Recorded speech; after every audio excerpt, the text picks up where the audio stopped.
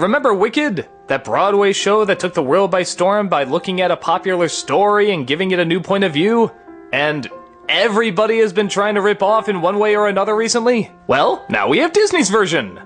One of many. But this is one that actually takes place in Oz too. It's Oz the Great and Powerful.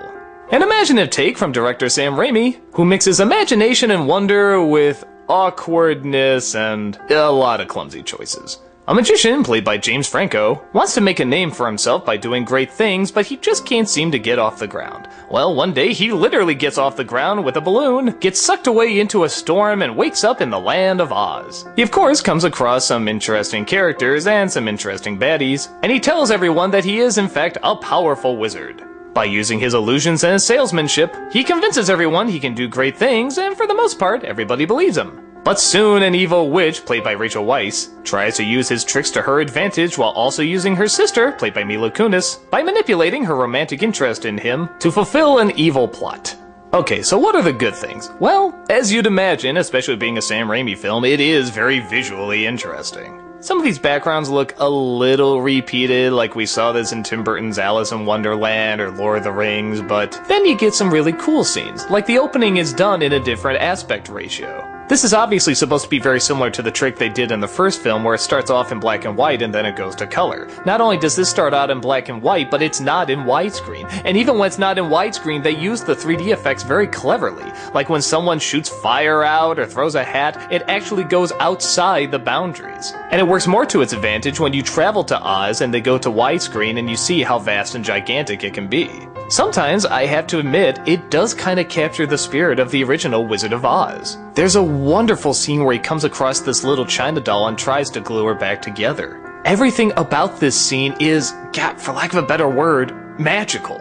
It's just a magical, wonderful little moment. The music, the pacing, the acting, the effects are unbelievable here. You really feel like this thing is alive. It's a really charming, tender moment that I really wish the rest of the film was like. But sadly, it isn't. It just kind of feels like some choices were made that shouldn't have been made. James Franco can be an unbelievably good actor, but he seems kind of miscast here. I feel like there should have been someone a little older or a little bit better at being a fast talker. He just kind of looks like a guy who's trying to play a con artist, not an actual con artist himself. The whole film, as you probably imagine, is building up to the classic liar revealed story, and I hate these stories. I think we're all so sick of it. I think we put up with it more if tons of creative stuff was coming, and yeah, there are some really creative scenes. But story-wise, it goes the route you think it's gonna go, and yeah, the whole time you're watching it, you're thinking, wasn't this done a lot better in Wicked? And speaking of which, let's get to the ultimate blunder in this movie, Mila Kunis as the Wicked Witch. Oh lord, this is a good actress, she can do good stuff, but this is completely the wrong choice. It's like having William Shatner as Hamlet or Leonardo DiCaprio as The Mask. Just some things don't go together and you know they're not gonna go together, but you kind of hope. It's like Michael Keaton and Batman, like everyone thought it wasn't gonna work, but maybe it'll play out, maybe the director saw something that nobody else saw, but no. The makeup is ridiculous. The voice she has isn't dramatic and it isn't intimidating. It just looks like a little girl dressing up for Halloween and screaming, "I'm the Wicked Witch, believe me, I'm the Wicked Witch." It's hard to watch, like really hard to watch. And like I said, this is a good actress, she has tons of other work to her credit, this just isn't gonna be one of them. The majority of feedback I hear on this movie is mostly really negative. Like, people not only dislike this movie, they hate it. They just thought it was the pits. While I think some scenes are, I can't quite go that far. The liar revealed story is painful, but the rest of the setup I thought was actually kinda clever. If given a little bit more focus and a few different choices made, I think this could have been actually a really good story and a downright really great film. But as is, kinda like the Spider-Man movies, they're well intended and creative and visually interesting, but they're just kind of awkward.